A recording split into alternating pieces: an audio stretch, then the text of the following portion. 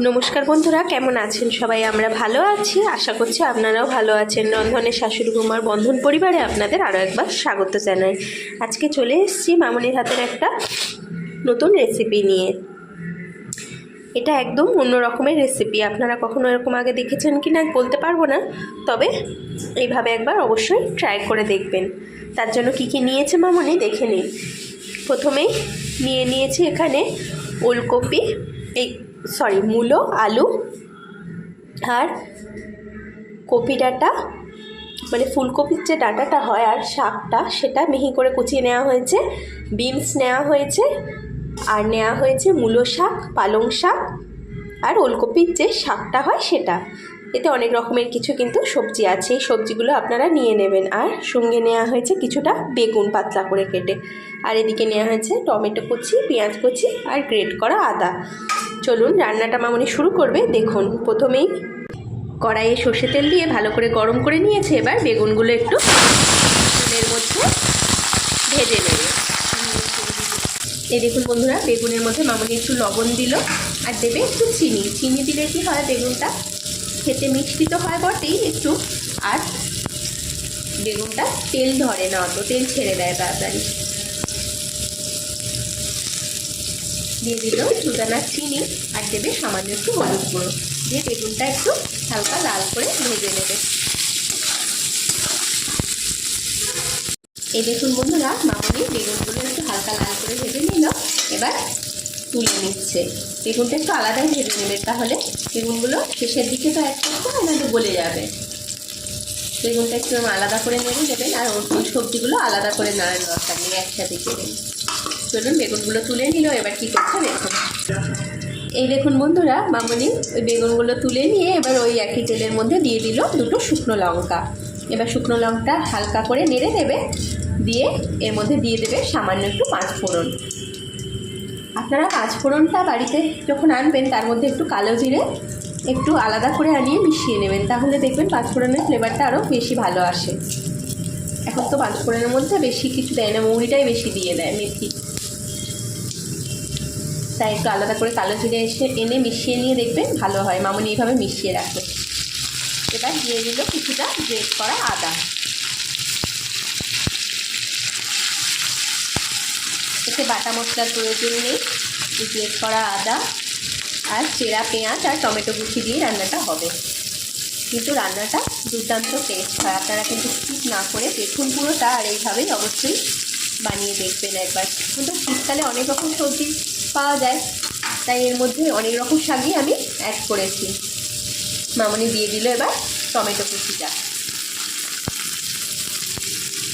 এমন কিছু মশলার কিন্তু একটু দরকার পড়ে না, কিন্তু সবজিগুলো আপনারা হাতের কাছে থাকলে অবশ্যই করবেন। এবার টমেটো উপর থেকে মামনি দিয়ে দিচ্ছে সামান্য লবণ, যাতে পেঁয়াজ আর টমেটোটা ভালোভাবে মসৃণ হয়ে মিশে যায়। আর দেবে সামান্য চিনি, যাতে তরকারির কালারটাও ভালো আসে আর তরকারির টেস্টের ব্যালেন্সটাও ভালো আসে। যে কোনো শাকেই একটু মিষ্টি, যেহেতু কষা হয় একটু মিষ্টি দিলে ভালো লাগে। আর এখানে যেহেতু কপি ডাঁটা ইউজ করেছি, তারপরে ফুলকপির শাক, মূলো শাক, তারপরে ওলকপির শাক, পালং শাক, সব রকমের শাকই কুচিয়ে দেওয়া হয়েছে, তাই জন্য একটু চিনিটা অবশ্যই অ্যাড করা দরকার আছে। এবার মামনি ভালো করে তেলের মধ্যে পেঁয়াজ টমেটোগুলো নেড়ে ভাজা ভাজা করে নেবে।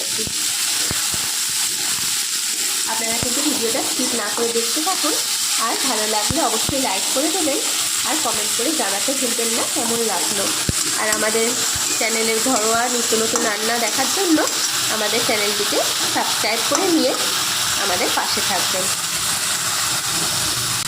এই দেখুন, মামনি ভালো করে একটু মিশিয়ে নিল। খুব কড়া করে কিন্তু ভালো লাগে না পেঁয়াজ টমেটোটা, একটু নরম হয়ে এলে এবার মামনি কেটে রাখা সবজিটা দেবে। কেননা সবজিটা আলাদা করে যেহেতু তেলে নাড়বে, এই পেঁয়াজ আর টমেটোর সাথেই তেলের মধ্যে নাড়বে মামনি, তবে কিন্তু সবজিটা খেতে খুব টেস্ট হয়। সেটা তো ভাতের সাথে ভালো লাগে, রুটির সাথেও খুব ভালো লাগে। শীতকালে রুটির সাথে রাতে দারুণ লাগে খেতে। দেখুন মামনি দিয়ে দিল। এবার উপর থেকে দিয়ে দেবে সামান্য আরেকটু লবণ। একবার তো দেওয়া হয়ে গেছে, তাই অল্প দিয়ে দিল মামনি লবণটা।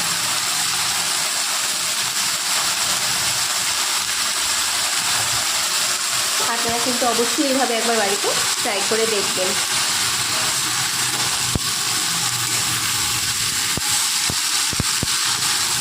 দেখুন মামনি নেড়ে নিচ্ছে। সবজিটা দেখতেও দুর্দান্ত হয়, সবুজ সবুজ বেশ কালারফুল, আর খেতেও খুব টেস্ট হয়। আর সবজিগুলো দেখবেন রান্না করার পর মামনি খুব সুন্দর গোটা গোটা হয়ে থাকে, ঘেটে যায় না।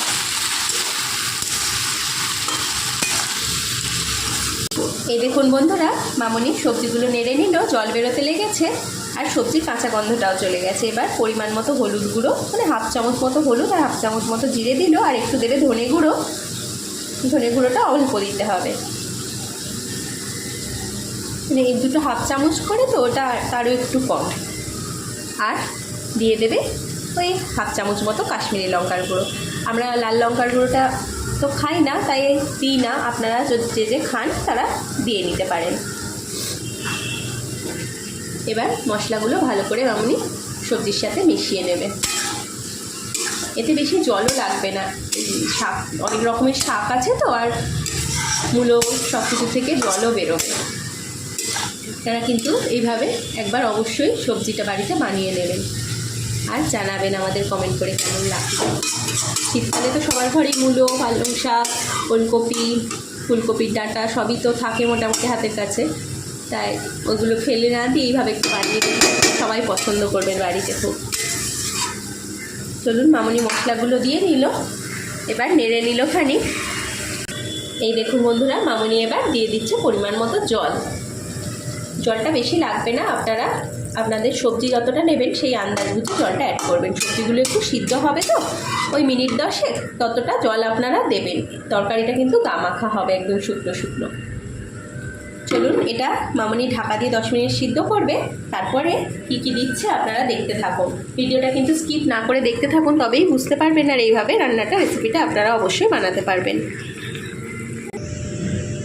এই দেখুন বন্ধুরা, ওইদিকে সবজিটা সিদ্ধ হতে হতে এদিকে একটা মশলা আমরা রেডি করে নেব। তার জন্য কী কী নিয়েছি দেখে নিন। নিয়েছি কিছুটা পোস্ত, নিয়েছি কিছুটা সাদা সর্ষে, নিয়েছি ওই 4-5টা মতো কাজু বাদাম আর একটা কাঁচা লঙ্কা। এর মধ্যে দিয়ে দেবো খুব সামান্য একটু সর্ষের তেল, দিয়ে আমরা মশলাটা মসৃণ করে পেস্ট করে নেব। চলুন পেস্ট করে নিয়ে দেখাচ্ছি। এই দেখুন বন্ধুরা, ওইদিকে সবজিটা সিদ্ধ হতে হতে আমরা মশলাটার মসৃণ পেস্ট বানিয়ে নিয়েছি। এই মামনি স্পেশাল মশলাটা কিন্তু এই রান্নাটা অবশ্যই অ্যাড করতে হবে, এটা কিন্তু স্কিপ না করে আপনাদের দেখতে হবে, তবেই বুঝতে পারবেন রান্নাটা। চলুন এবার দেখি আমাদের তরকারিগুলো সিদ্ধ হলো নাকি। এই দেখুন বন্ধুরা, 10 মিনিট পরে আমরা চলে এসেছি। সবজির ঢাকাটা খুলে নিয়েছে মামনি, এবার দেখে নিল সব হাফ বয়েলের বেশি সিদ্ধ হয়ে গেছে। এবার উপর থেকে ভেজে রাখা বেগুনটা দিয়ে দিচ্ছে মামনি। যখন অন্যান্য সবজিগুলো বেশ সিদ্ধ হয়ে যাবে তখন উপর থেকে আপনারা বেগুনটা অ্যাড করবেন, কেননা বেগুনটা দিলে আগে ঘেঁটে যাবে, নরম তো ওই জন্য। এবার বেগুনটা দিয়ে দিল মামনি, এবার দিয়ে দেবে ওই স্পেশাল বাটা মশলাটা। ওর মধ্যে কী কী দিয়েছি তো দেখলেনই আপনারা, কাঁচা লঙ্কা, কাজু, সর্ষে, সাদা সর্ষে, পোস্ত আর কাঁচা সর্ষের তেল। এইভাবে আপনারা কিন্তু মশলাটা আগে রেডি করে নেবেন। এই পর্যায়ে মশলাটা আপনাদের অ্যাড করতে হবে। এই দেখুন বাটা মশলাটা দিয়ে দিল মামনি, তারপরে মিশিয়ে দিচ্ছে ভালো করে। এটা দেওয়ার পরে তরকারির গন্ধ, কালার সব কিছু একটা চেঞ্জ হয়ে যায়, আর দারুণ লাগে খেতে এইভাবে বানালে। গরম ভাত, রুটি সব কিছুর সঙ্গে খুব ভালো যায় তরকারিটা, আর কিছুই লাগবে না এই তরকারিটা থাকলে।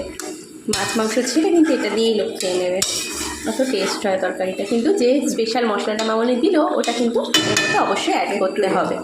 এবার আবার মিনিট 5 জন্য ঢাকা দিয়ে একটু শুকনো শুকনো করে নেবে। আর এই পর্যায়ে আপনারা একবার টেস্ট করে দেখে নেবেন নুন চিনি সব ঠিকঠাক আছে কি না। একটু মিষ্টি কিন্তু অবশ্যই অ্যাড করবেন, যারা তরকারিতে মিষ্টি অ্যাভয়েড করেন তারাও একটু দেবেন, তবেই তরকারিটার টেস্ট কিন্তু ভালো আসবে। চলুন একটু ঢাকা দিয়ে হোক 2 মিনিট, তারপরে আবার দেখাচ্ছি। ভিডিওটা স্কিপ না করে দেখতে থাকুন। বন্ধুরা আমাদের রান্নাটা হয়ে গেছে, কি সুন্দর কালার চলে এসছে দেখুন, আর দুর্দান্ত সেন্ট বেরোচ্ছে একটা। আপনারা কিন্তু অবশ্যই ভিডিওটা স্কিপ না করে এই রান্নাটা পুরোটা দেখবেন আর এইভাবে একবার বানিয়ে দেখবেন, খুব টেস্টি লাগে খেতে। রান্নাটা মামনির হয়ে গেছে, এবার পরিবেশন করে দেবে। চলুন পরিবেশন করে নিয়ে দেখাচ্ছি, ভিডিওটা স্কিপ না করে দেখতে থাকুন। এই দেখুন বন্ধুরা, রান্নাটা মামনি পরিবেশন করে দিয়েছে, কি সুন্দর দেখতে লাগছে দেখুন। খেতেও কিন্তু দুর্দান্ত টেস্ট হয়। আপনারা অবশ্যই বাড়িতে বানাবেন আর আমাদের কমেন্ট করে জানাবেন কেমন লাগলো। রান্না ভিডিওটি এতক্ষণ ধরে দেখার জন্য আপনাদের অসংখ্য অসংখ্য ধন্যবাদ আর অনেক অনেক ভালোবাসা। আমাদের চ্যানেলটিকে সাবস্ক্রাইব করতে ভুলবেন না, আর ভালো লাগলে একটা লাইক দেবেন। তাহলে আসি, আবার দেখা হবে অন্য কোনো দিন অন্য কোনো নতুন রেসিপি নিয়ে। ততক্ষণ আপনারা ভালো থাকুন, সুস্থ থাকুন।